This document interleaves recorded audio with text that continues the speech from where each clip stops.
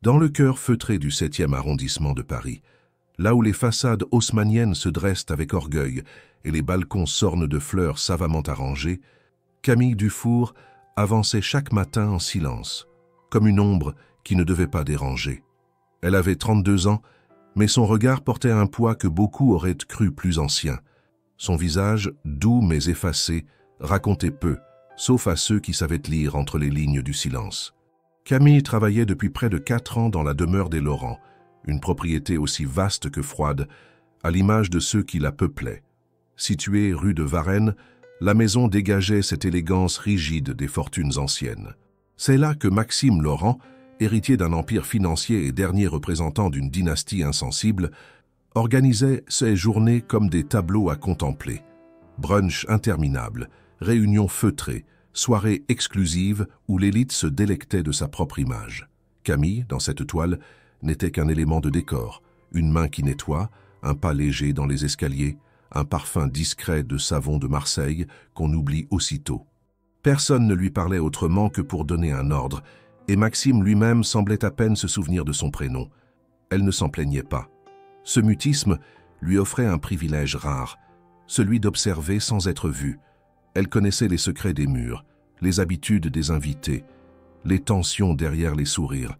Elle savait quand le champagne était commandé pour célébrer un contrat et quand il l'était pour noyer un échec.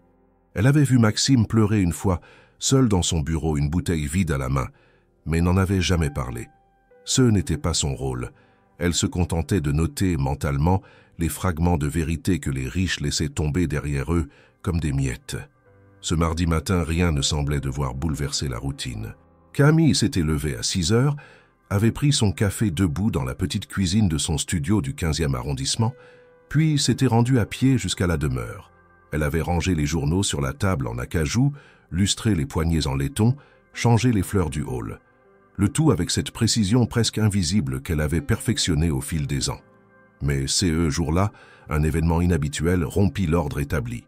Un éclat de rire s'éleva du grand salon, où Maxime recevait un groupe d'amis et de collaborateurs. Camille, en train de nettoyer les vitres du couloir adjacent, entendit son nom prononcé d'un ton moqueur. Elle ne comprit pas tout de suite, mais les éclats suivants lui confirmèrent qu'on parlait bien d'elle. « Je vais emmener cette horreur à la fête. Vous imaginez ? Ce sera, comment dire, surréaliste. » Un frisson glacial parcourut son échine. Elle garda la tête baissée, continuant de frotter la vitre comme si de rien n'était, mais à l'intérieur quelque chose venait de se fissurer. Les rires se prolongèrent, secs et méprisants. Une ironie de caste, une blague d'hommes qui n'ont jamais eu à plaire à personne d'autre qu'eux-mêmes. À midi, alors qu'elle s'apprêtait à sortir par la porte de service, Maxime la croisa dans le couloir. Il lui tendit un carton doré, l'air désinvolte, un sourire en coin, comme s'il lançait un pari insensé. « Camille, voici pour vous. Une invitation à la soirée de samedi. Soyez prête. » Elle prit le carton sans un mot. Le papier brillait sous la lumière, luxueux, épais, presque insultant entre ses doigts abîmés par les produits de nettoyage. Ses yeux croisèrent brièvement ceux de Maxime. Il y chercha de la surprise, peut-être de la gratitude, mais n'y trouva rien d'autre qu'un calme étrange, opaque, comme la surface d'un lac profond. Elle rentra chez elle plus tard ce soir-là, tenant toujours l'invitation dans son sac. Elle ne l'avait montrée à personne. Pas encore. Elle s'assit au bord de son lit, alluma la petite lampe de chevet et relut chaque mot gravé en lettres dorées. L'ironie de la situation l'étouffait. Elle comprenait maintenant CE qui se jouait. CE n'était pas une invitation. C'était une provocation, un test. Un spectacle qu'il voulait offrir à ses amis, où elle serait l'objet risible, le détail gênant au milieu de l'élégance. Mais elle n'était pas encore décidée à dire non. Elle observa son reflet dans le miroir, un visage qu'elle évitait souvent de regarder. Derrière ses traits tirés et ses vêtements simples, une flamme encore vacillante semblait vouloir reprendre forme. Et si, cette fois, elle répondait autrement? Pas par le silence, pas par la fuite. Et si elle acceptait? Pas pour lui, pour elle. Et ce fut dans ce moment suspendu, seule dans sa chambre modeste, que Camille Dufour cessa d'être invisible, du moins à ses propres yeux. Le mercredi suivant, la demeure des Laurent accueillait un déjeuner d'affaires d'apparence informelle. mais où chaque mot, chaque silence, chaque geste dissimulait des enjeux colossaux. Autour de la longue table en bois massif, 8 hommes et femmes, jeunes, fortunés, brillants de suffisance, partageaient des plats élaborés, servis par des domestiques invisibles. Maxime Laurent trônait en bout de table, vêtu d'un blazer clair et d'un sourire ironique. Le vin coulait avec aisance, les plaisanteries pleuvaient. Les visages riaient, mais les yeux scrutaient, jaugeaient, calculaient. C'était dans cette ambiance d'oisiveté prétentieuse qu'éclata la phrase qui allait tout faire basculer. « Et si j'emmenais la femme de ménage à la fête ?» lança Maxime en croisant les bras derrière la tête avec un air de provocation. Il n'avait pas besoin de nommer Camille. Tout le monde comprit. Un court silence suivit, d'abord hésitant, puis remplacé par un éclat de rire général. Le genre de rire qui n'a rien de joyeux, mais tout d'un mécanisme d'appartenance. Rire, c'était approuver Maxime, reconnaître son audace sociale, sa capacité à renverser les codes, mais sans jamais menacer l'ordre établi. Une farce, un coup de théâtre mondain, pas une révolution. « Tu n'oserais pas », dit Adrien Morel, un entrepreneur en technologie à la langue bien pendue. Maxime haussa les sourcils, feignant l'hésitation, avant de répondre avec cette nonchalance bien rodée. « Pourquoi pas? Elle est spectaculaire, dans son genre. CE serait divertissant. » Imaginez la tête de Marthe Delcourt en la voyant arriver. Elle avalerait son champagne de travers. De nouveaux rires, plus appuyés cette fois. On exagérait déjà les scénarios, les réactions, les expressions scandalisées. Maxime savourait ce moment. Il aimait tester les limites, jouer avec les normes sociales comme un enfant cruel démonte un jouet pour en observer les entrailles. Inviter Camille, c'était provoquer, mais en terrain contrôlé. Une provocation qui flatterait son image d'homme au-dessus des conventions, sans jamais lui faire courir le moindre risque. C'est eux qui l'ignoraient, c'est que Camille se tenait à 2 pièces de là, essuyant silencieusement des verres en cristal. Les murs, si bien isolés qu'ils soient, ne suffisaient pas à étouffer les voix quand celles-ci se faisaient volontairement bruyantes. Elle n'entendit pas chaque mot, mais l'essentiel lui parvint avec la clarté douloureuse d'un coup bien porté. La moquerie ne faisait aucun doute. Il ne s'agissait pas d'une invitation sincère, encore moins d'un geste de reconnaissance. Elle n'était qu'un pion, un accessoire de spectacle. Plus tard dans l'après-midi, alors qu'elle passait dans le hall pour apporter le courrier sur le bureau de Maxime, elle le croisa. Il se tenait appuyé contre la rampe de l'escalier, téléphone à la main, l'air détendu. En la voyant, il rangea rapidement son appareil et sortit de la poche intérieure de sa veste une enveloppe rigide, ornée d'un sceau doré. Sans un mot, il la lui tendit, puis s'éloigna sans attendre de réponse. Camille resta là, debout, au milieu du couloir, la lettre à la main. Elle la retourna, lut l'inscription calligraphiée. « Maxime Laurent a le plaisir de vous inviter à la soirée de l'héritage, samedi à 20h précise. » L'événement annuel que tout Paris attendait. L'invitation la plus convoitée du monde mondain, où se mêlaient aristocrates modernes, stars des réseaux sociaux, figures politiques et artistes d'avant-garde. Une célébration de l'élite dans toute sa splendeur clinquante. Elle rangea l'enveloppe dans la poche intérieure de son manteau, dissimulant l'objet comme s'il était compromettant. Et il l'était, à sa manière. Ce carton n'était pas un passeport vers un autre monde, mais une provocation soigneusement emballée. Maxime ne s'attendait pas à CE qu'elle accepte, il espérait qu'elle décline. Ou mieux encore qu'elle vienne et se ridiculise. Chaque issue lui semblait à son avantage. Mais Camille, CE soir-là, resta longuement éveillée, assise à sa table de cuisine, le carton posé devant elle. Elle lisait et relisait la phrase comme si elle contenait un sous-texte caché. Et elle se demanda « Pourquoi pas ?» Le lendemain, elle arriva à la demeure comme à son habitude, sans un mot de plus que d'ordinaire. Mais à l'intérieur, une décision s'était formée.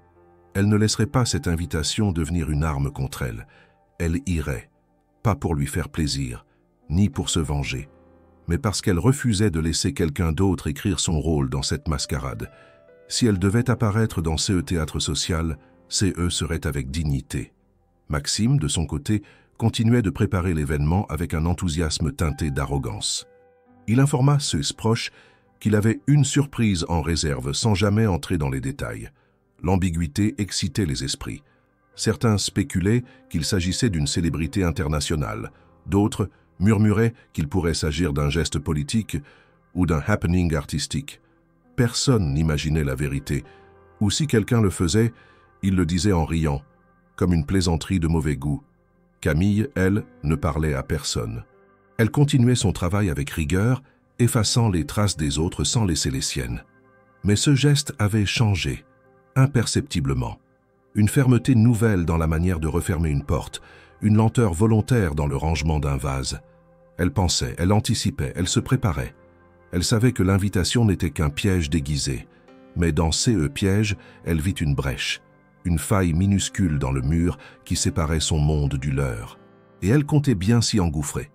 Le jeudi matin, la demeure des Laurent respirait une atmosphère étrange, comme une respiration contenue sur le point de se rompre. La maison, d'ordinaire disciplinée, s'était muée en labyrinthe de regards curieux et d'oreilles attentives.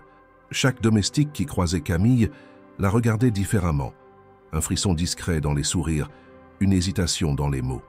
Le personnel se connaissait intimement, lié par l'obligation tacite de garder le silence. C'est eux qui changeaient aujourd'hui, c'était l'air chargé de sous-entendus. Très vite, le nom de Camille fut murmuré dans les couloirs, dans les cuisines, dans les bureaux. Sous la discrétion, des rumeurs germaient. Il paraît que Maxime l'invite à la soirée, susurrait l'une des femmes de chambre à voix basse à un valet de pied. Le valet, les sourcils froncés, passait devant la véranda ouverte sur le jardin hivernal, le plateau en main. Il hocha la tête en signe d'incrédulité. « Il doit sûrement se moquer d'elle », répliqua-t-il. Les mots portèrent la moquerie, masqués de politesse feutrée. La rumeur s'infiltra partout, dans les toilettes du personnel, dans l'ascenseur qui desservait l'étage supérieur, dans la loge du chef cuisinier. Ce dernier se retint de rire, en apercevant Camille franchir le seuil de la salle à manger. Camille, elle, sentait ces changements comme un courant d'air froid. Elle le percevait dans la distance soudaine des autres employés, dans les regards détournés. Elle n'en voulait à personne, mais mesurait la fragilité de cette situation. Une invitation publique à être ridiculisée dans l'arène des puissants. Pourtant, dans ces tourbillons de murmures, elle demeurait silencieuse. Rien ne trahissait sa présence. Même son souffle paraissait mesuré, en harmonie avec le silence qui l'entourait. L'après-midi même, alors que Camille apportait du courrier à un bureau exigu où Maxime recevait ses associés financiers, un téléphone portable vibrionna dans sa poche. Elle se trouva dans un couloir désert. Le message, envoyé du numéro inconnu, était sobre mais énigmatique. « Rendez-vous ce soir, chez moi. Montmartre. Tu sais où? G. » Le simple fait de voir cette initiale réveilla une lueur hésitante dans son regard. Geneviève. La même Geneviève qui lui avait offert une oreille attentive, bien au-delà des gestes professionnels. L'émotion lui noua la gorge, mais elle retourna au travail sans répondre, sous le poids des regards craintifs qui semblaient l'épier à chaque pas. Dans l'après-midi, les commérages se faisaient plus audacieux. Les invités habituels, arrivant pour une réunion autour du salon d'hiver, échangeaient des regards complices devant la cheminée. Une invitation pour la femme de ménage? Quelle farce, disait l'un, avec son accent aristocratique, comme s'il énonçait une devinette. Les rires s'étouffèrent quand il comprit que Camille était à portée d'oreille. Un silence amusé suivit, ponctué de gloussements contenus. La souffrance d'être l'objet de CES parodie se mêlait à la stupeur de sentir une rive invisible se déployer sous SES pieds. Cette même équipe, familière de CES lieux, parvint à glisser dans la presse confidentielle des invitations mondaines un commentaire léger. On raconte que l'accompagnante surprise de Maxime Laurent serait en question. Certains évoquent une grâce inattendue, d'autres une provocation calculée. Le commentaire fit rapidement le tour du microcosme mondain de Paris. Il circulait désormais sur les cercles privés, les salons littéraires, les cercles d'influence. L'ironie enrobée de curiosité, elle atteignait les ambitions des uns et des autres, transformant Camille en énigme fugace. Ni célébrité, ni simple domestique. Une ombre devenue sujet de curiosité. Pendant ce temps, Camille continua de vaquer à ses tâches avec la même précision discrète. Pourtant, quelque chose s'était métamorphosé en elle. Elle sentait que tous les regards, qu'elles soient teintés de moquerie ou d'intérêt sincère, la décloisonnaient de l'invisibilité dans laquelle elle avait toujours vécu. Elle osait imaginer qu'une conversation, un mot, un geste, pourrait basculer la situation. Mais elle gardait ses distances, loyale envers elle-même, mesurant chaque battement de son cœur contre le silence qui essayait de l'étouffer.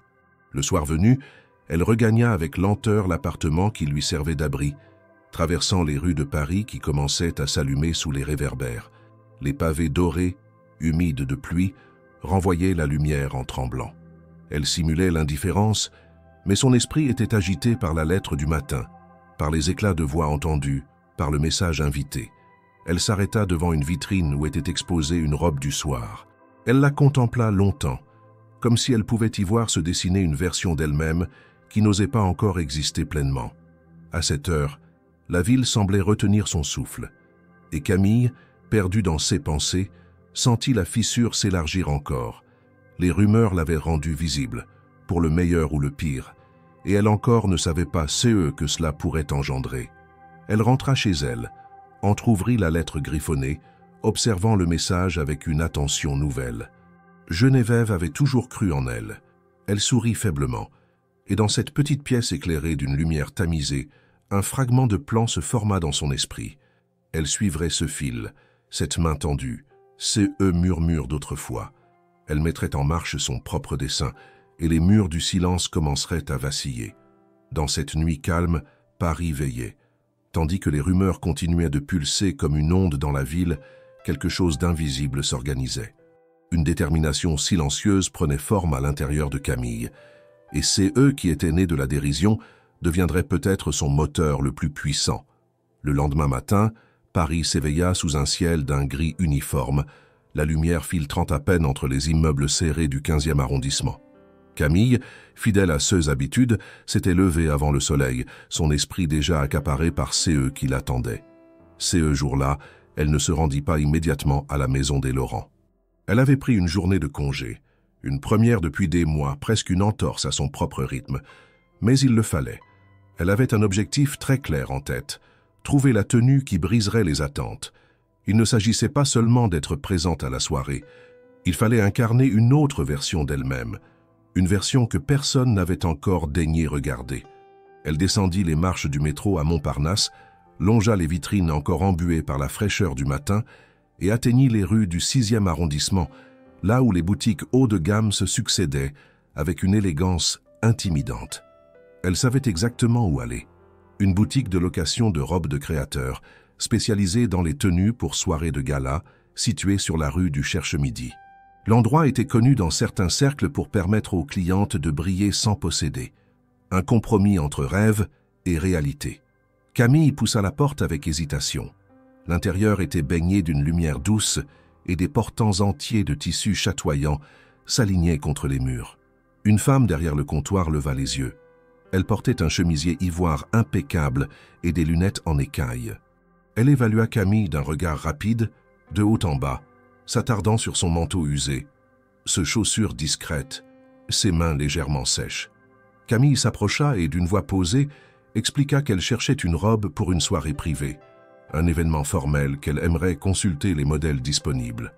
Elle avait l'air calme, préparée, mais dès le premier mot, elle sentit que quelque chose se refermait. La vendeuse lui répondit d'un ton sec presque mécanique. Les locations se faisaient uniquement sur rendez-vous et il fallait laisser une empreinte bancaire immédiatement. Camille sortit de son sac une enveloppe avec de l'argent en liquide. L'instant fut glacial. La femme plissa les yeux puis lâcha avec un sourire crispé. « Vous savez, n'est pas un pressing ici. » Une autre cliente plus loin se retourna en entendant la remarque, échangeant un regard entendu avec la vendeuse. Camille garda son calme, remercia poliment et quitta la boutique. Mais une fois dehors, l'air lui manqua. Elle marcha jusqu'à un banc de pierre près d'un petit square et s'y assit, la gorge nouée. Elle n'avait rien dit, rien montré, mais en elle grondait une colère froide. Pas contre cette femme en particulier, contre ces murs invisibles, contre cette violence silencieuse qui l'accompagnait depuis toujours. Ce n'était pas la première fois qu'elle ressentait ces rejets, mais cette fois, il pesait plus lourd. Il menaçait tous ces qu'elle voulait accomplir. Pendant plusieurs minutes, elle resta là, immobile, les mains posées sur les genoux, les yeux dans le vide. Puis, lentement, une pensée émergea, une promesse ancienne, un souvenir doux dans une époque plus dure. Geneviève, son ancienne formatrice, celle qui avait cru en elle bien avant que tout ne s'effondre. Camille sortit son téléphone et fit défiler les contacts jusqu'à un numéro qu'elle n'avait pas composé depuis des années. Elle hésita, puis appuya sur l'icône d'appel. Une tonalité. 2, 3. Et puis une voix familière, fatiguée mais chaleureuse, répondit. Camille se présenta, balbutia quelques phrases confuses, puis expliqua la situation, sans entrer dans les détails les plus humiliants. Il n'y eut pas de pause dramatique, ni de discours touchant. Seulement cette phrase, simple. « Viens ». Une heure plus tard, Camille montait les escaliers d'un vieil immeuble de Montmartre. L'appartement de Geneviève n'avait pas changé. Les murs étaient couverts de croquis, de tissus accrochés comme des tableaux, et l'odeur du thé aux herbes flottait toujours dans l'air. Geneviève était plus âgée qu'avant, la peau plus fine, mais les yeux pétillaient de la même malice bienveillante. Elle écouta Camille avec une attention sans faille. Puis elle se leva, ouvrit une armoire et sortit une série de rouleaux de tissu. Pas de discours, pas de conseils pompeux, seulement l'action. La décision de répondre à la violence par la création. Camille essaya plusieurs coupes, discutèrent de sa morphologie, des couleurs, de la posture.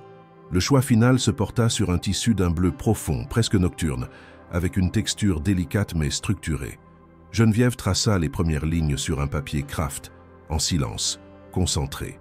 Camille, en l'observant, sentit pour la première fois depuis longtemps une forme de paix. Non pas parce que le chemin serait facile, mais parce qu'elle n'était plus seule à le parcourir.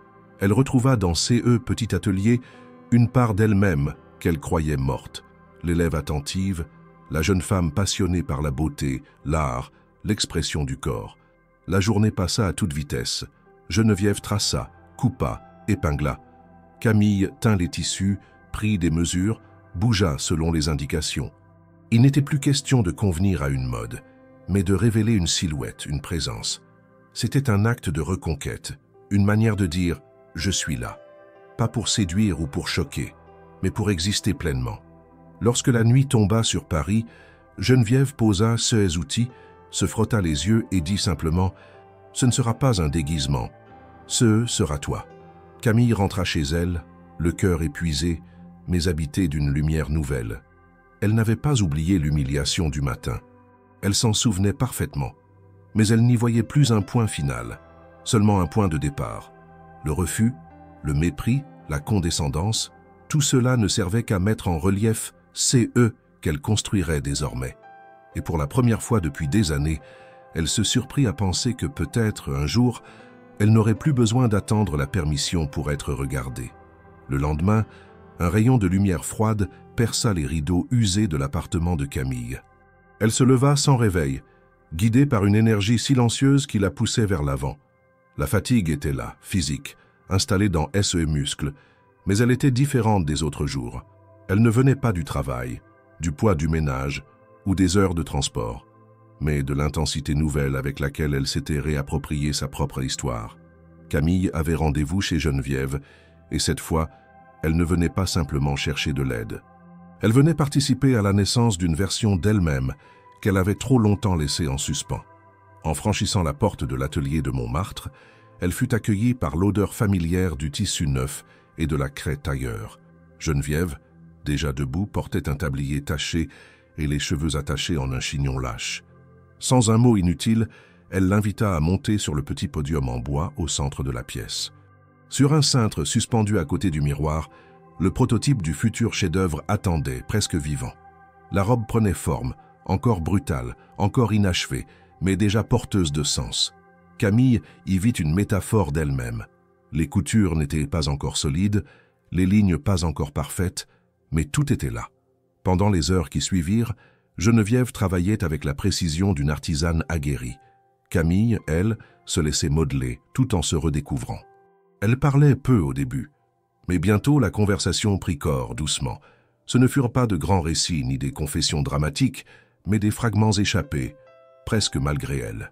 Geneviève évoqua l'époque où Camille avait été son élève, quelques années plus tôt dans un centre de formation du 19e arrondissement.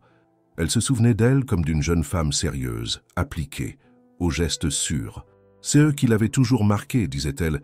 Ce n'était pas le talent, mais la manière qu'elle avait de regarder les matières, comme si elle cherchait à en comprendre l'âme. Camille, émue par ces souvenirs, finit par se confier. Elle parla de sa mère, tombée gravement malade peu après la fin de sa formation et qu'elle avait accompagnée jusqu'au dernier souffle.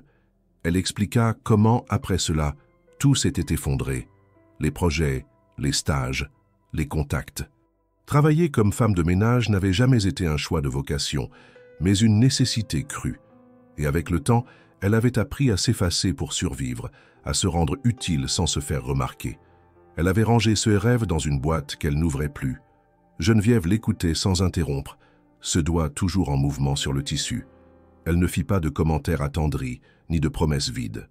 Elle se contenta de répondre à la hauteur de la confidence, en réajustant l'encolure du corsage avec une fermeté tendre. « Tu n'as rien perdu, Camille. Tu t'es seulement arrêtée un moment. » Cette phrase, dite sur un ton neutre, pénétra la conscience de Camille plus profondément que n'importe quel compliment. Elle ne lui disait pas qu'elle était spéciale, ni que son parcours était héroïque. Elle lui rappelait simplement qu'elle avait encore le droit de continuer. Au fil des jours suivants, le travail s'intensifia. Camille apprit à nouveau à se tenir droite, à marcher avec fluidité, à respirer avec grâce. Ce n'était pas de la coquetterie, c'était une rééducation invisible. Geneviève lui apprit aussi à répondre sans s'excuser, à lever les yeux quand on lui parlait, à faire résonner sa voix sans la hausser. Chaque détail comptait, le choix du tissu doublure, la hauteur exacte de l'ourlet, la fluidité des manches. Ensemble, elles affinaient non seulement une robe, mais une présence. Un après-midi, alors que Geneviève ajustait la fermeture éclair dans le dos du modèle presque final, Camille se regarda longuement dans le miroir. C'est eux qu'elle vit, la bouleversa.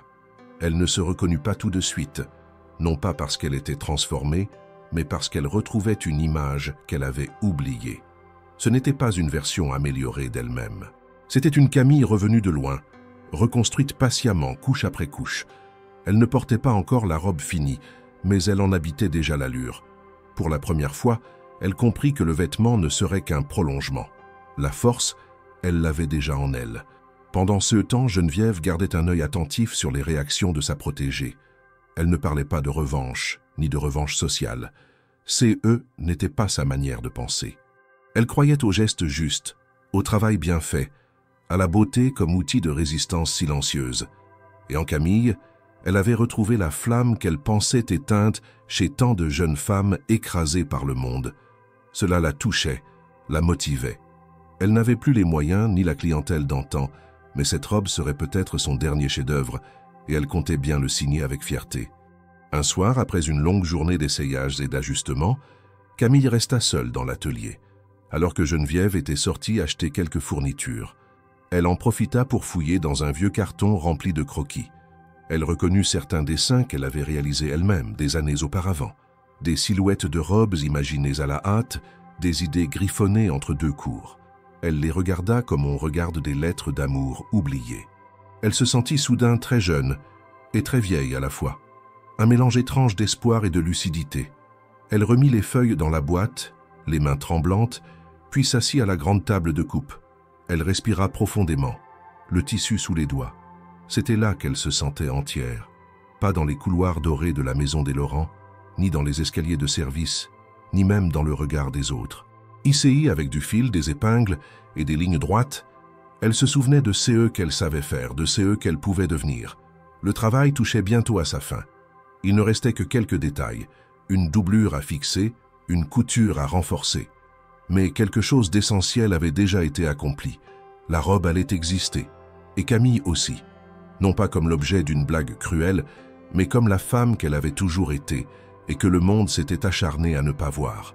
Tandis que Camille se concentrait à Montmartre sur la confection minutieuse de sa renaissance silencieuse, loin des regards et des mondanités, Maxime Laurent poursuivait son propre plan dans l'atmosphère luxueuse de son quotidien. Pour lui, la soirée de l'héritage n'était pas un simple événement mondain, mais une vitrine de pouvoir. Chaque détail était soigneusement orchestré pour en faire un spectacle. Il voulait que ce gala dépasse les précédents en raffinement, en originalité et surtout en audace. Et dans son esprit, rien ne pouvait susciter plus d'attention que l'arrivée inattendue d'une femme de ménage au bras d'un héritier de fortune. Pas par bonté ni par empathie, mais comme un pied de nez aux convenances, une forme de cynisme déguisé en progressisme de salon. Il parlait peu de son plan à haute voix, préférant distiller l'idée dans des conversations anodines, bien choisies, là où elles provoqueraient le plus d'effet. Lors d'un déjeuner avec une éditrice influente, il lança, comme une anecdote légère, qu'il avait prévu une accompagnatrice peu conventionnelle. L'éditrice sourit, curieuse. Maxime se contenta d'un clin d'œil, sans en dire plus. Dans le cercle très fermé de la presse mondaine, cette phrase suffisait à lancer une onde de spéculation. Très vite, le bruit se répandit dans les salons, les galeries, les tables privées. Maxime Laurent préparait quelque chose de disruptif. Certains y voyaient un coup de communication, d'autres un caprice. Les plus cyniques y flairaient un scandale à venir.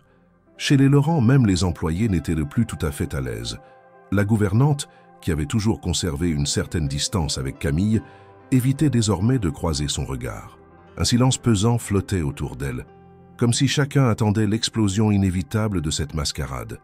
Maxime, lui, jouait l'innocent. Il feignait d'avoir oublié l'invitation qu'il avait remise à Camille, comme si c'était un détail parmi tant d'autres. Lorsqu'un invité le questionnait sur sa mystérieuse cavalière, il répondait avec un sourire amusé « Vous verrez bien ». Ce mystère savamment entretenu excitait l'imagination de S.S. Père. Chacun y allait de son hypothèse.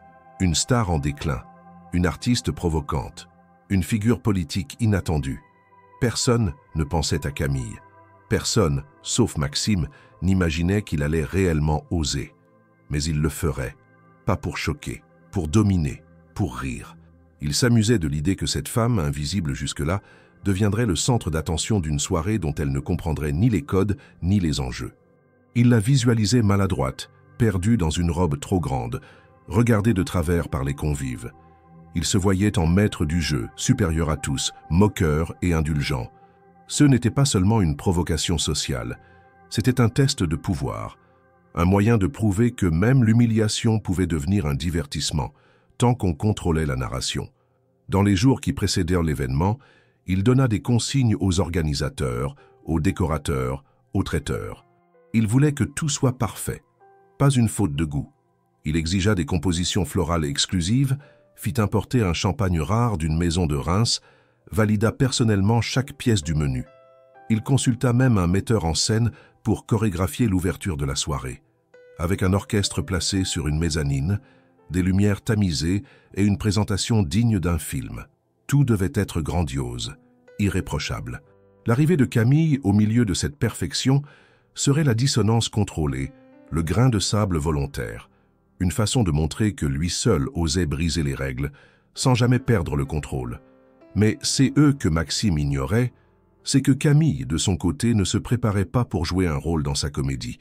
Elle ne suivait pas un script imposé. Elle ne comptait ni se cacher, ni se conformer. Elle ne voulait ni vengeance, ni revanche. Elle voulait simplement apparaître pour CE qu'elle était, avec une vérité que personne ne pourrait manipuler. Tandis qu'il imaginait encore une figure passive, décorative, Camille se transformait en actrice de sa propre scène. Chaque couture de la robe, chaque essayage, chaque minute passée avec Geneviève la rapprochait d'un calme solide. Elle ne prévoyait pas de choquer, elle prévoyait d'exister. Maxime, quant à lui, commençait à goûter aux fruits de sa manœuvre. Les confirmations d'invités prestigieux affluaient, les journalistes spécialisés demandaient des accréditations. Certains l'interrogeaient avec insistance sur la fameuse surprise annoncée. Il répondait toujours par des demi-mots. Parfois, il insinuait qu'il s'agissait d'un coup de publicité. D'autres fois, il laissait entendre qu'un partenariat avec une grande marque était en jeu. À chaque version, il ajoutait une touche de mystère. Plus personne ne savait à quoi s'attendre. Et cela lui plaisait.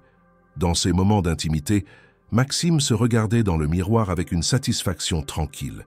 Il se voyait comme un stratège, un provocateur élégant, capable de manipuler les attentes de tout un milieu.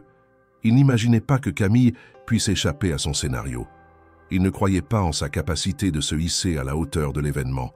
Il pensait que l'inégalité serait si évidente, si flagrante, que personne n'y verrait autre chose qu'un divertissement grotesque.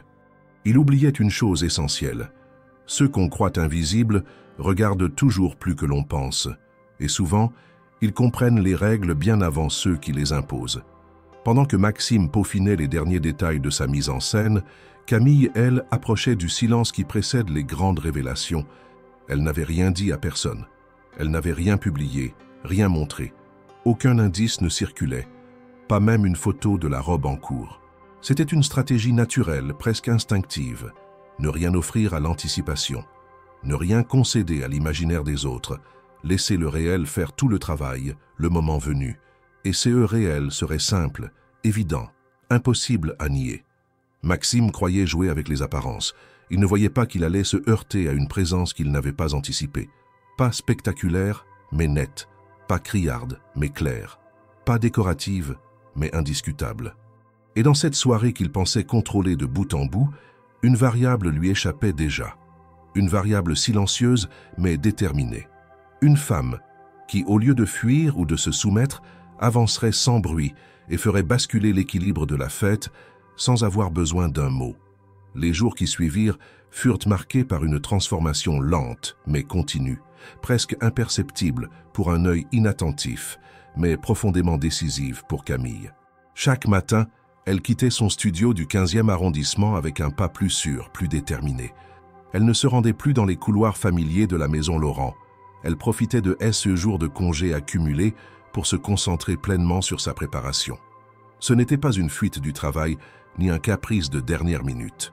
C'était une reprise en main, un geste de survie consciente, une forme de discipline que seuls les silences longs et pesants de son passé pouvaient expliquer. Dans l'atelier de Geneviève, devenu refuge et scène d'un retour à soi, Camille s'entraînait à marcher, à parler, à respirer autrement. Il n'était plus seulement question d'une robe à terminer, ni même de gestes techniques à répéter. C'était un corps entier qu'il fallait redresser, une posture qu'il fallait reconstruire depuis l'intérieur. Geneviève, fidèle à sa méthode, ne prodiguait jamais d'éloges faciles. Elle observait, corrigeait, ajustait, toujours dans une retenue bienveillante. Elle montrait à Camille comment tenir sa tête droite sans tension, comment poser ses épaules sans rigidité, comment ancrer ses pieds au sol comme si chaque pas avait une destination précise. Camille n'apprenait pas à se comporter comme quelqu'un d'autre. Elle apprenait à se souvenir d'elle-même, de cette jeune femme qui, quelques années plus tôt, rêvait de créer des vêtements capables de raconter des histoires. Elle revoyait les croquis oubliés, les livres annotés, les silhouettes dessinées dans ses cahiers. Chaque séance d'essayage devenait un rituel, chaque mouvement répété devant le miroir un acte de résistance contre l'effacement. Un jour, Geneviève décida de lui faire essayer des talons. Camille n'en avait pas porté depuis longtemps.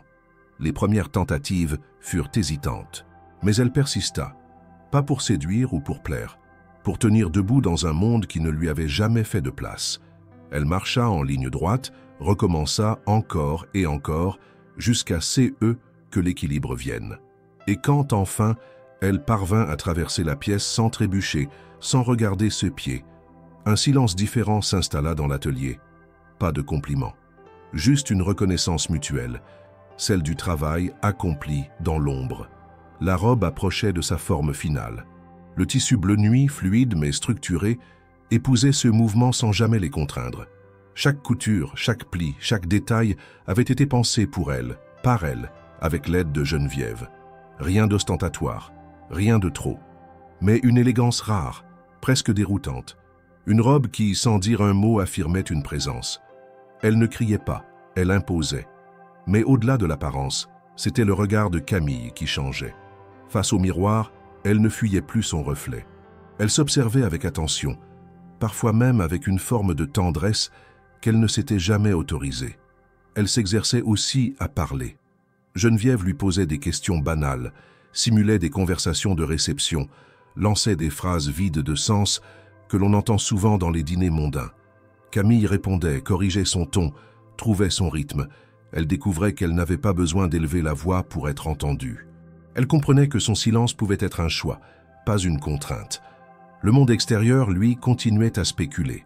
Dans les cercles fermés de la haute société parisienne, les rumeurs s'épaississaient. L'invitation énigmatique de Maxime devenait une obsession.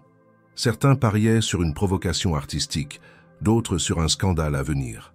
Les plus lucides, ceux qui connaissaient Maxime depuis longtemps, soupçonnaient un jeu cruel, mais personne ne savait à quel point il allait le pousser. Camille n'apparaissait dans aucune conversation. Elle n'existait toujours pas dans l'imaginaire collectif, et cela, paradoxalement, la protégeait. Elle avançait dans l'ombre, construisant brique après brique une version d'elle-même plus solide, plus claire. Elle n'en parlait à personne, ni à ses collègues, ni à ces rares connaissances. Tout se jouait dans l'intimité de l'atelier, dans les silences partagés avec Geneviève, dans les gestes précis qui composaient sa future présence. Elle ne cherchait pas la reconnaissance, ni l'admiration. Elle cherchait à ne plus trembler. Un soir, alors que la robe était presque achevée, Geneviève l'invita à dîner. Elles s'assirent dans la petite cuisine attenante à l'atelier. Le repas était simple, une soupe maison, un pain frais, un fromage affiné. Mais dans ces moments suspendus, Camille sentit quelque chose se poser en elle, une forme de calme, de gratitude aussi.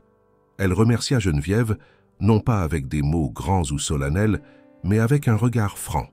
L'ancienne couturière, d'habitude si pudique, leva son verre et dit simplement « Tu as encore quelques jours, mais je crois que tu es prête. » Camille dormit peu cette nuit-là, non pas par anxiété, mais parce que l'excitation montait doucement.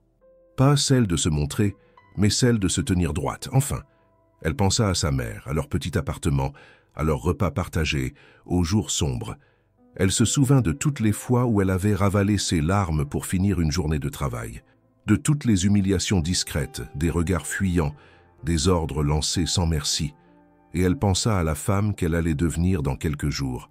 Pas une autre, pas une héroïne, elle-même, entièrement. Le courage, elle le découvrait, n'était pas une explosion spectaculaire. C'était une répétition, un exercice quotidien, une accumulation de gestes simples, tenus envers et contre tout. Et dans ces répétitions, Camille bâtissait une force que personne ne pourrait lui retirer. Pas même Maxime, pas même les regards hostiles, pas même les silences méprisants. Ceux qui l'attendaient, elle ne le contrôlait pas. Mais elle savait désormais c'est eux qu'elle emportait avec elle. Et c'était déjà immense. La veille de la soirée tant attendue, alors que Paris s'apprêtait à s'illuminer dans l'effervescence d'un vendredi soir, Camille se préparait à faire les derniers ajustements de sa robe avec Geneviève. Tout semblait converger vers ce moment. Le tissu avait été repassé avec soin, la doublure cousue à la main dans la matinée, les accessoires choisis avec sobriété, mais une précision chirurgicale. Chaque détail avait été réfléchi, non pas pour impressionner, mais pour signifier. Dans l'atelier baigné d'une lumière douce, Geneviève s'activait sans bruit, concentrée, presque silencieuse. Camille, assise près de la fenêtre ouverte, observait la rue en contrebas, les passants, les voitures, les lumières. Elle se sentait prête, et cette sensation rare la surprenait elle-même. Mais cette paix fragile fut interrompue par une sonnerie stridente. Le téléphone portable de Camille vibra sur la table. Elle reconnut immédiatement le numéro, l'hôpital Georges Pompidou. Elle répondit sans un mot. La voix à l'autre bout de la ligne était calme mais pressée. Geneviève avait été admise en urgence quelques heures plus tôt. Elle avait fait un malaise, un AVC léger, d'après les premiers examens. Elle était consciente, mais sous observation. Il fallait quelqu'un pour s'occuper de certains papiers, de quelques affaires personnelles, et pour l'accompagner dans les heures qui suivraient. Sans réfléchir, Camille se leva, attrapa son sac et quitta l'atelier en courant. Les rues de Paris devinrent soudain floues, mécaniques, étrangères. Elle prit le métro en vitesse, et ses mains tremblaient, son souffle s'accélérait. À l'hôpital, elle fut dirigée vers le service de neurologie. Geneviève était allongée sur un lit, pâle, les cheveux éparpillés sur l'oreiller, mais ses yeux, bien que fatigués, restaient vifs. Camille s'approcha, posa une main sur la sienne. Aucune larme ne coula. Il n'y avait pas de place pour le chagrin, seulement l'urgence de tenir debout. Elles échangèrent quelques mots simples. Geneviève parla peu, mais son regard disait assez. Camille s'assit à ses côtés, lui tint la main pendant de longues minutes. Les médecins passèrent, expliquèrent la situation. Elle devait rester en observation au moins 48 heures. Il fallait éviter le stress, éviter les mouvements brusques. Camille hocha la tête, nota les instructions, remplit les formulaires. Elle se rendit ensuite chez Geneviève pour récupérer quelques effets personnels demandés par l'infirmière. Une brosse, des vêtements de rechange, des médicaments. En entrant dans l'appartement silencieux, elle fut frappée par le calme absolu qui y régnait. Tout était encore en place, les tissus, les croquis, la robe sur son mannequin. Elle s'en approcha lentement, effleura le tissu. Un instant, elle eut envie de tout abandonner, de rester ici avec elle, avec cette femme qui l'avait aidée à se reconstruire sans jamais la juger. Mais en replongeant son regard dans les plis du tissu, Elle se souvint des jours précédents, des heures passées à coudre, marcher, se redresser. Elle se souvint du regard de Geneviève, toujours exigeant mais juste, et puis elle se rappela une phrase murmurée à l'hôpital entre 2 respirations. « Tu dois y aller, ce n'est pas pour eux, c'est pour toi. » Ces mots résonnaient encore dans sa tête lorsqu'elle quitta l'appartement avec les affaires sous le bras. De retour à l'hôpital, elle s'assura que Geneviève avait tous CE qu'il lui fallait. Elle resta encore 1 heure à ses côtés. Lorsqu'elle se leva pour partir, Geneviève la fixa un instant puis ferma les yeux comme un consentement silencieux. Camille sortit sans faire de bruit. Il était tard, elle était épuisée. Son corps semblait porter le poids d'1 semaine entière sans sommeil. Mais elle marcha sans se plaindre jusqu'à la bouche de métro. Sur le chemin du retour, elle réalisa qu'il ne lui restait que quelques heures avant le début de la soirée. Elle rentra chez elle et s'assit un long moment, les yeux fixés sur le sol. Elle n'avait pas encore décidé. Sa robe était prête. Sa présence était attendue, même si personne ne savait à quel point. Mais son cœur était ailleurs, partagé, bouleversé. Elle pensa à la soirée comme à un défi inutile. Et pourtant, quelque chose en elle résistait à l'abandon. Elle ne voulait pas décevoir Geneviève. Elle ne voulait pas céder, pas maintenant. Pas après tout, c'est eux qu'elles avaient construit. Camille se leva, se déshabilla lentement, entra sous la douche. L'eau chaude coula longtemps sur son dos, lavant la fatigue autant que le doute. Elle s'habilla sans précipitation, choisissant chaque pièce avec soin. Elle ne faisait rien pour plaire. Elle se préparait comme on se prépare à affronter une vérité. Lorsqu'elle se regarda dans le miroir, ses traits étaient tirés, mais son regard était clair. Elle ne souriait pas, elle ne pleurait pas. Elle était simplement là, présente, entière. Avant de se coucher pour quelques heures de sommeil, elle envoya un message à l'hôpital pour s'assurer que Geneviève était stable. Elle mit son téléphone à charger, éteignit la lumière et s'allongea. Dans le noir, elle pensa à demain, à cette salle pleine de visages moqueurs, à Maxime, à l'invitation dorée. Elle ne savait pas exactement CE qui l'attendait, mais elle savait pourquoi elle irait. Pas pour prouver quoi que CE soit, mais parce qu'on ne revient pas en arrière quand on a appris à marcher droit. Ce soir-là, dans le silence de son studio, Camille Dufour prit la décision de ne plus jamais se laisser effacer. Pas même par la fatigue, pas même par la peur. Le choc de la journée avait été violent, inattendu, mais il avait aussi cristallisé une certitude. Elle n'était plus la même. Et si elle devait entrer dans cette salle sous les regards sceptiques, CE serait avec la certitude d'avoir déjà gagné CE qui comptait le plus, la maîtrise de son propre récit. Le samedi arriva enfin. Un samedi pas comme les autres. Paris, CE soir-là, semblait se parer de son costume le plus somptueux.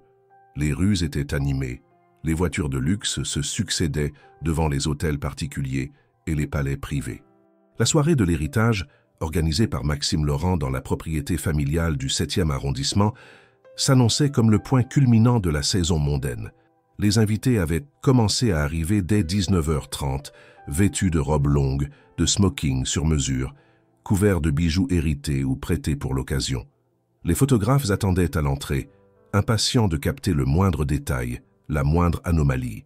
Mais l'invité que personne ne connaissait encore n'était pas encore arrivé. À 20h précises, Camille sortit de son appartement. Elle ne prit pas de taxi ni de voiture avec chauffeur. Elle marcha, lentement. Son manteau sombre recouvrait la robe conçue avec Geneviève. Elle tenait à la main une petite pochette noire sans marque apparente. Esseuse cheveux, relevés dans un chignon sobre, laissaient apparaître la ligne élégante de sa nuque. Aucun bijou, si CE n'était une paire de boucles d'oreilles discrètes que sa mère lui avait léguées. Elle n'avait rien d'extravagant. Et pourtant, chaque pas qu'elle faisait semblait marquer quelque chose d'essentiel. Devant la maison des Laurent, la file d'invités ralentissait. Les flashs crépitaient. Camille arriva sans bruit, et pendant quelques secondes, personne ne réagit. Elle se présenta à l'entrée, tendit son invitation dorée. Le majordome, après un instant d'hésitation, s'écarta pour la laisser passer. Elle traversa le vestibule, gravit les marches de marbre et entra dans le grand salon. À l'intérieur, les conversations étaient vives, les rires nombreux. La musique de chambre jouée par un quatuor résonnait doucement. Maxime, entouré de SE amis, buvait une coupe de champagne. Il ne vit pas immédiatement Camille. Ce furent les autres qui la remarquèrent en premier. Et un à un, les visages se figèrent. Le murmure s'interrompit. Les têtes se tournèrent. Un silence presque violent s'installa. Camille avançait avec calme. Elle retira son manteau, qu'un employé récupéra sans un mot. Elle apparut alors dans sa robe bleu nuit, sculptée parfaitement à sa silhouette. Le tissu glissait avec fluidité, la coupe soulignait sa taille, les épaules légèrement dégagées, offraient une grâce discrète mais ferme. Elle ne cherchait pas à séduire, elle ne cherchait pas à choquer. Elle était là, entière, irréprochable, incontestable.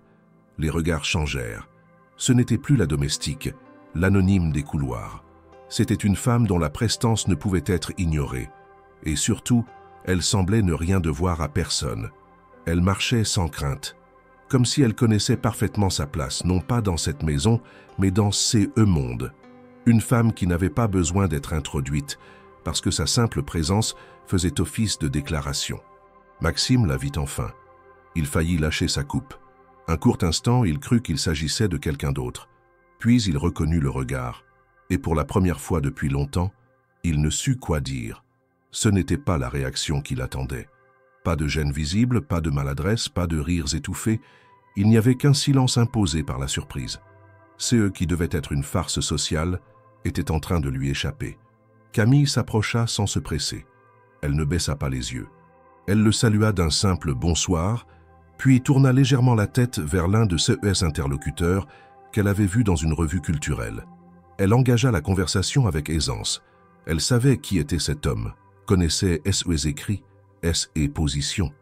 Il fut surpris par la précision de ses mots, par la justesse de ses remarques. Il répondit, d'abord par politesse, puis par intérêt sincère. Les autres se rapprochèrent, curieux. En quelques minutes, la dynamique de la soirée avait changé. Les regards qui, au départ, observaient Camille avec mépris ou condescendance, se faisaient désormais plus attentifs, plus ouverts. Une femme élégante demanda qui avait signé sa robe. Camille répondit simplement que c'était une création d'une amie, une ancienne couturière du quartier de Montmartre. Pas de nom célèbre, pas de maison de couture prestigieuse, mais les détails du vêtement, la coupe, la finition, parlaient d'eux-mêmes. Maxime, déstabilisé, tenta de reprendre le contrôle. Il s'approcha, fit mine de plaisanter, de présenter Camille comme son invité d'honneur. Mais personne ne rit. Les regards se détournèrent de lui. Il ne maîtrisait plus la narration. Il était devenu un figurant dans la scène qu'il avait voulu centrale. Pire encore, certains commençaient à l'ignorer. Camille, de son côté, ne montrait ni triomphe, ni colère. Elle souriait avec mesure, répondait aux questions, prenait le temps d'écouter. Sa posture n'était ni celle d'une conquérante, ni celle d'une victime. Elle était simplement là, pleinement présente, refusant d'être définie par autre chose que ces eux qu'elle offrait au moment présent. Une femme, rédactrice d'un grand magazine de mode, s'approcha avec intérêt. Elle complimenta la robe, la démarche, le ton. Elle demanda si Camille avait déjà travaillé dans le milieu. Camille répondit qu'elle avait étudié la mode, mais que la vie l'avait poussée sur d'autres chemins. Elle ne s'étendit pas. Elle disait juste assez. Assez pour susciter l'intérêt, pour poser des jalons. À mesure que la soirée avançait, les dynamiques se renversaient. Les personnes les plus influentes s'intéressaient à Camille. Les regards autrefois méprisants devenaient inquiets ou admiratifs. Maxime, isolé, tentait de se raccrocher à des conversations secondaires, mais même ses proches semblaient troublés. Il avait voulu jouer avec les apparences, mais c'est la vérité d'une femme debout qui avait pris le dessus. Ce soir-là, Camille ne fit pas de discours. Elle n'éleva jamais la voix. Elle ne dénonça rien, ne raconta pas son histoire. Elle laissa simplement sa présence parler pour elle. Et dans cette salle pleine d'échos et de faux semblants, c'est eux fut cela qui fit le plus de bruit. Le parfum du changement ne portait pas de slogan. Il n'avait pas besoin de justification. Il était là, dans l'air, dans les regards qui changeaient, dans les silences respectueux. Et il venait d'elle, rien que d'elle. Le grand salon semblait vibrer dans une lumière tamisée, telle une toile vivante où se peignaient les masques du faste et de la mondanité. Le quatuor, perché sur une estrade discrète mais visible, jouait une partition élégante, les notes glissant avec assurance jusqu'aux secondes volutes de vapeur du champagne. Et au centre de cette scène, là où les regards convergeaient malgré tout, se dressait Camille. Son entrée avait brisé l'ordre tacite du protocole social, renversant le jeu de ceux qui croyaient tenir les rênes. Les convives, d'abord figés, reprenaient peu à peu leurs gestes et mots. Des chuchotements nerveux s'échappèrent des coins feutrés. C'est elle. Mais comment? Quelle audace! Ces murmures, si policiers dans leur surprise, résonnaient comme de l'eau froide sur les égaux démesurés.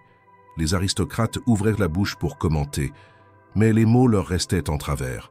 Certains reprirent une coupe de champagne comme pour se rassurer, d'autres feignirent un intérêt soudain pour un canapé éloigné. Maxime, lui, perdait ses contours de leader. Il sentit, dans une secousse muette, l'équilibre de la soirée se fissurer. Camille s'avança avec sérénité, sans verser dans la démonstration. La robe pensée et cousue avec un soin minutieux caressait chaque courbe de manière subtile. Le bleu profond évoquait la nuit, non pas celle des ombres, mais celle qui précède l'aube, calme, dense, pleine de promesses invisibles. Sa posture, encore renforcée par les semaines d'exercice avec Geneviève, ne trahissait ni arrogance ni timidité. Elle était présente, consciente, intangible. Et ceux-là même qui avaient ri se retrouvèrent suspendus comme pris à leur propre jeu. Les conversations s'effondraient sous l'alternance de regards fascinés et de visages pétrifiés. Une ancienne camarade de lycée, devenue éditrice culturelle, la reconnut malgré les années et s'approcha avec un sourire hésitant comme on rejoint un souvenir à la fois familier et éloigné. Elle complimenta la coupe de la robe, la précision des finitions, la discrétion puissante de l'ensemble. Camille répondit avec une grâce contenue. La robe avait été pensée pour elle, avec une conviction qui ne demandait pas à être enfouie. L'éditrice hocha la tête, visiblement émue, puis rompit le silence en glissant « On ne peut pas ne pas vous voir ». Maxime, debout non loin, chercha à ramener son air de commandement. Il s'approcha, locutairement charmeur, tentant de restaurer l'ordre par une plaisanterie désamorçante. « Devinez qui est ma cavalière surprise », lança-t-il aux convives. Mais cette phrase, jadis prévue pour aisément déclencher les rires, resta suspendue, vide. Le regard des invités avait changé. Ils ne le voyaient plus comme l'homme en contrôle. Ils le voyaient comme l'organisateur d'un canular raté. Son sourire fendit, cherchant des alliances dans des visages attentifs, mais il ne trouva que de l'interrogation. Il avait sous-estimé la respiration d'un corps prêt à être vu. Camille n'en profita pas comme d'un triomphe. Elle ne s'érigea pas en héroïne à l'instant. Elle continua à converser, à écouter, sans exiger de place, sans s'imposer.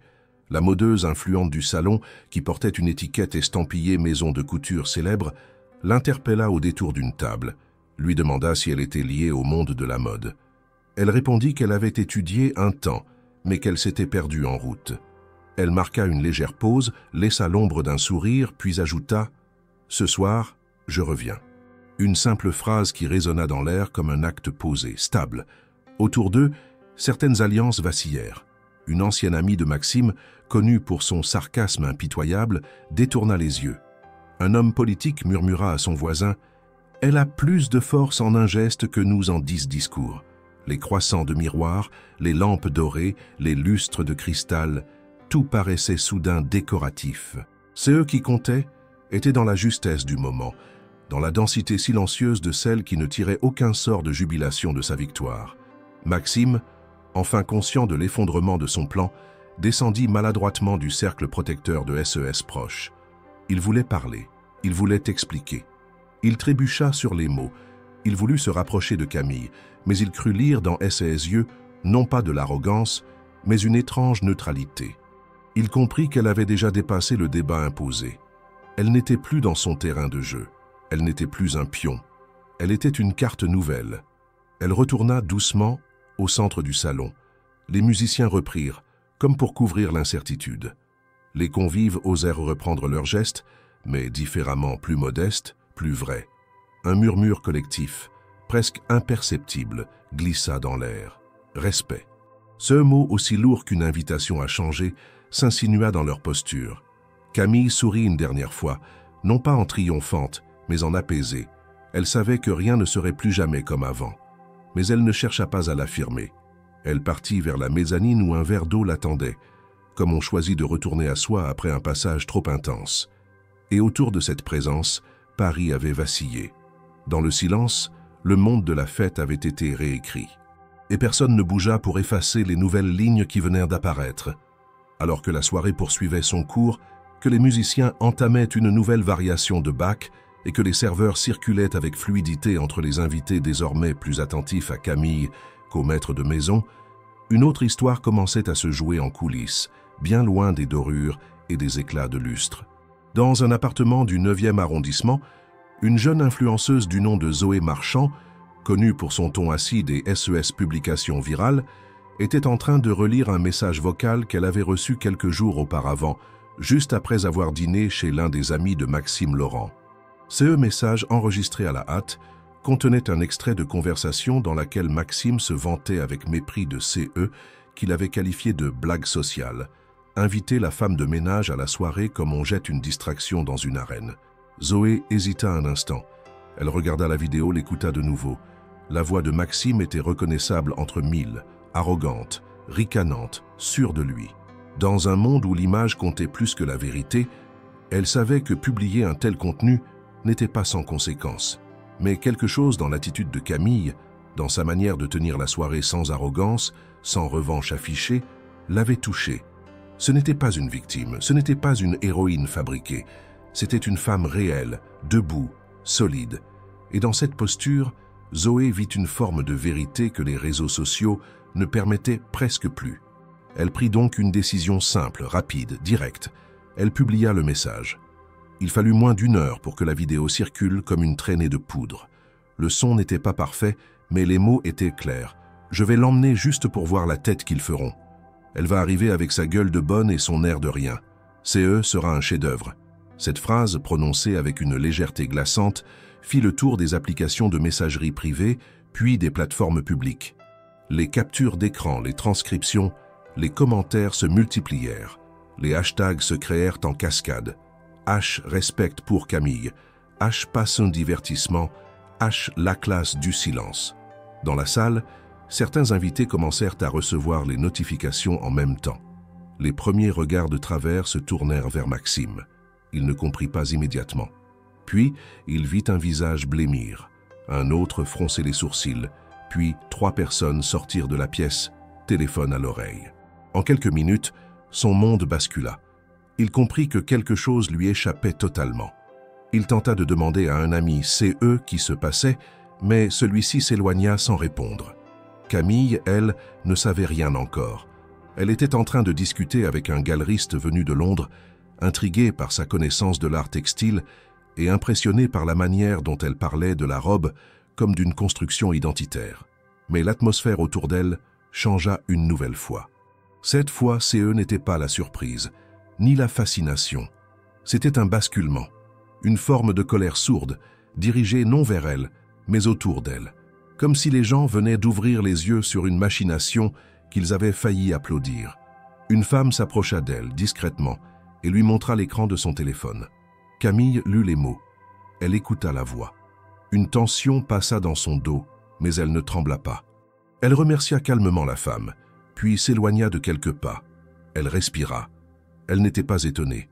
Elle connaissait l'intention de Maxime depuis le début. Mais l'entendre de sa bouche, l'entendre ainsi exposé, partagé, instrumentalisé, résonnait autrement.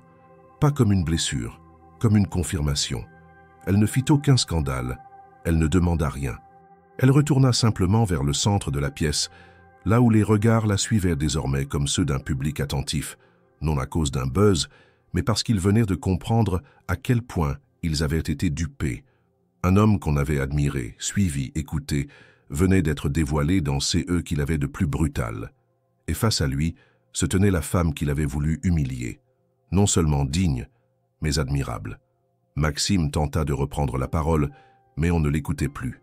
Il tenta de justifier, d'inventer un contexte, de parler d'humour, d'ironie. Il bafouilla. Il s'adressa à un journaliste. Ce n'était pas sérieux. C'était juste une blague, un test. Le journaliste le regarda sans sourire, puis, très poliment, s'éloigna. Maxime se retrouva seul. Le centre de gravité de la salle s'était déplacé. Il ne brillait plus. Il pesait. Camille, quant à elle, fut approchée par plusieurs invités qui, cette fois, ne cherchaient pas à flatter, mais à comprendre. Une femme d'un certain âge lui dit simplement « Vous avez plus de courage que beaucoup ici. Un homme connu dans le milieu de la mode lui proposa un rendez-vous. Nous avons besoin de ce regard-là, de cette sensibilité. Elle accepta le contact sans s'emballer. Elle voulait d'abord digérer. Ce n'était pas une revanche, c'était une mise à jour du réel.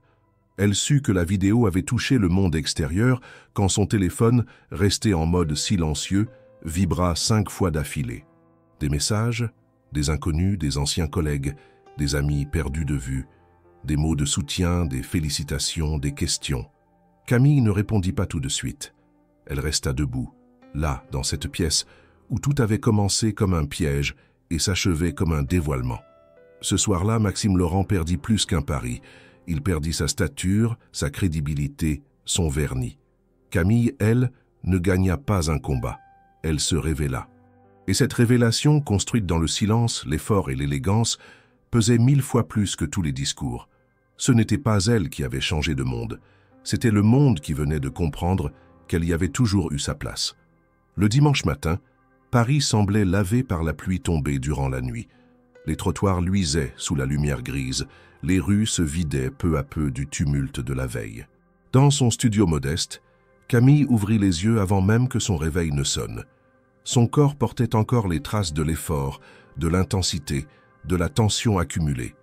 Mais son esprit était calme, pas euphoriquement exalté, pas épuisé, simplement calme. La soirée était derrière elle. Ceux qui avaient été dits, vus, entendus, partagés, lui appartenaient désormais autant qu'à ceux qui avaient assisté à cette mise à nu involontaire. Mais contrairement à Maxime, elle n'avait rien à dissimuler. Elle n'avait jamais menti. Le téléphone vibrait sans relâche depuis la veille. Messages de soutien, demandes d'interview, invitations à des émissions, sollicitations de maisons de mode. Elle n'avait encore répondu à personne. Elle avait décidé de s'accorder une journée de silence, non pas pour fuir, mais pour entendre clairement sa propre voix au milieu du vacarme. Elle relut quelques messages. Certains venaient de personnes qu'il avait ignorées pendant des années. D'autres, de parfaits inconnus qui racontaient des histoires similaires, des humiliations silencieuses, des combats invisibles. Elle ne s'était jamais rêvée symbole. Elle n'avait pas agi pour être applaudie. Elle avait juste répondu à une attaque par une affirmation de soi. Sans cri, sans colère, sans spectacle. La première chose qu'elle fit ce matin-là fut d'appeler l'hôpital. Geneviève allait mieux. Elle avait passé une nuit stable. Les médecins étaient optimistes. Camille respira profondément.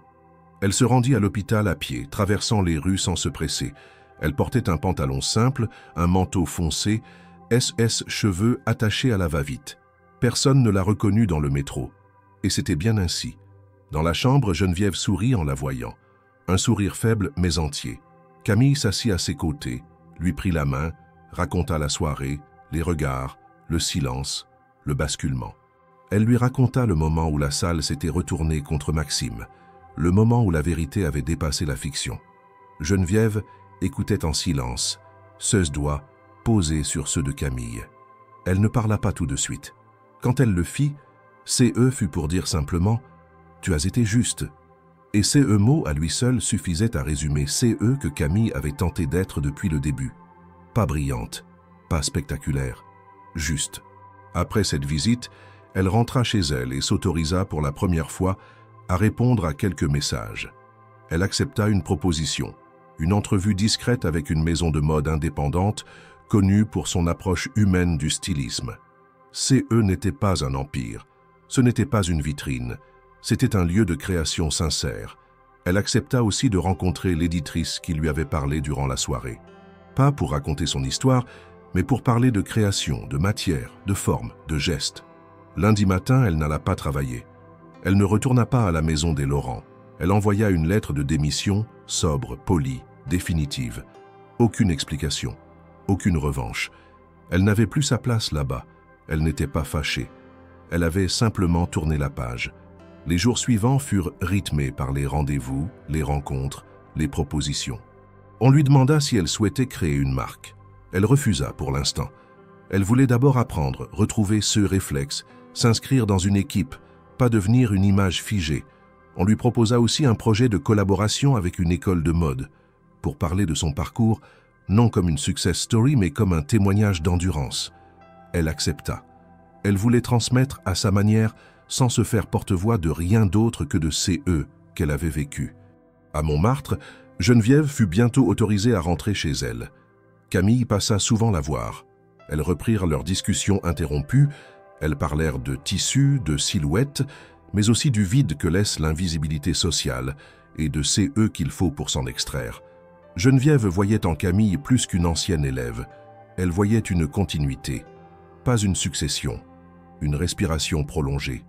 Dans la ville, on parlait encore de l'affaire. Maxime avait disparu des réseaux. Son cercle se réduisait à vue d'œil. Il tentait de contrôler les dégâts, de publier des excuses maladroites, de parler de maladresse de langage, de tentatives de satire sociale. Mais personne n'y croyait.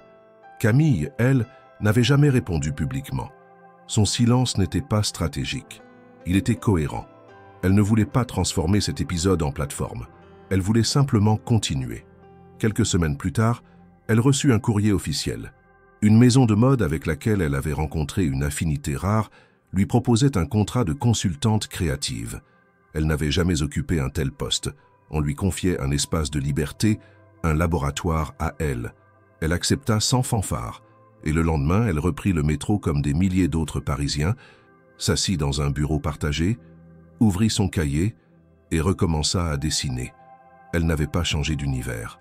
Elle avait déplacé sa position dans le sien. Elle marchait désormais dans les rues non plus en s'effaçant, mais en existant simplement. Les gens la regardèrent parfois. Certains la reconnaissaient, lui demandaient si c'était elle. Elle répondait que oui, puis s'éloignait, poliment. Elle ne voulait pas être figée dans ces moments. Elle voulait que la suite compte davantage que l'écho.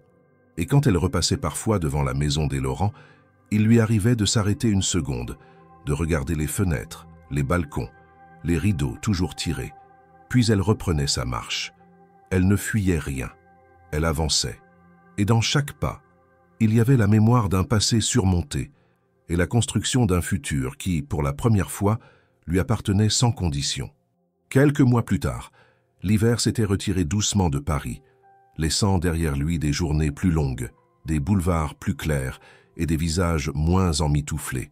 Les vitrines s'étaient habillées de couleurs vives, les terrasses commençaient à se remplir et les passants, dans leurs mouvements incessants, redonnaient à la ville son souffle printanier. Camille marchait d'un pas souple le long des Champs-Élysées, vêtue d'un manteau léger, les mains libres, le regard calme. Elle n'avait pas de rendez-vous précis ce jour-là. Elle prenait simplement le temps, ce luxe discret qu'elle n'avait jamais pu s'offrir avant.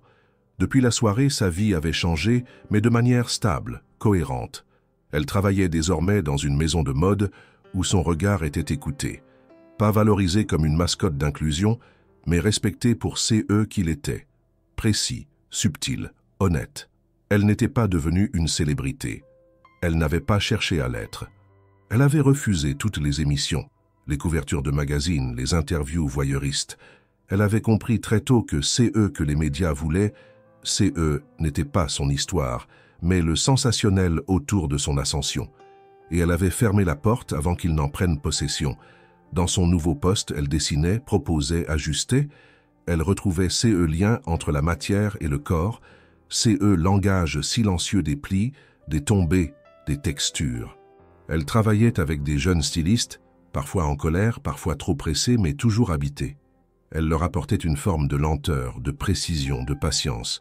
Pas de leçons, des gestes. Elle savait qu'on n'enseigne pas à résister aux humiliations. On montre qu'il est possible de s'en relever. Geneviève, rétablie, passait de temps en temps la voir à l'atelier. Elles prenèrent le thé, commentaient les défilés, riaient des absurdités du milieu. Parfois rêvaient à une petite ligne de vêtements ensemble, artisanale, sans ambition de conquête. Une ligne pour celle qu'on ne voit jamais et qui mériterait pourtant d'être vêtue avec l'attention qu'on réserve aux œuvres d'art. Peut-être qu'un jour cela existerait. Peut-être pas. Ce n'était pas une obsession. C'était une idée en sommeil, un fil qu'elle tirait de temps à autre, comme pour le garder vivant. Ce matin-là, donc, Camille longeait l'avenue comme on traverse un souvenir. Elle s'arrêta un instant devant une librairie, feuilleta un livre de photographie, puis reprit sa marche. Elle n'avait rien de pressé. À hauteur d'un café, son regard fut attiré par une silhouette familière. Un homme seul, assis à une table en retrait, une tasse de café refroidie devant lui. Il portait un manteau trop large, les épaules affaissées. Son visage avait perdu de sa superbe. Ses traits s'étaient creusés. Il semblait flotter dans le décor, comme une présence oubliée. Camille le reconnut immédiatement. Maxime Laurent. Il ne la vit pas tout de suite. Elle s'approcha lentement, s'arrêtant à quelques mètres. Il leva les yeux. Leurs regards se croisèrent. Il y eut un instant de flottement, ni violent, ni gênant, simplement nu. Il voulut peut-être se lever, dire quelque chose, mais il ne bougea pas. Elle non plus. Elle le regarda sans colère, sans mépris.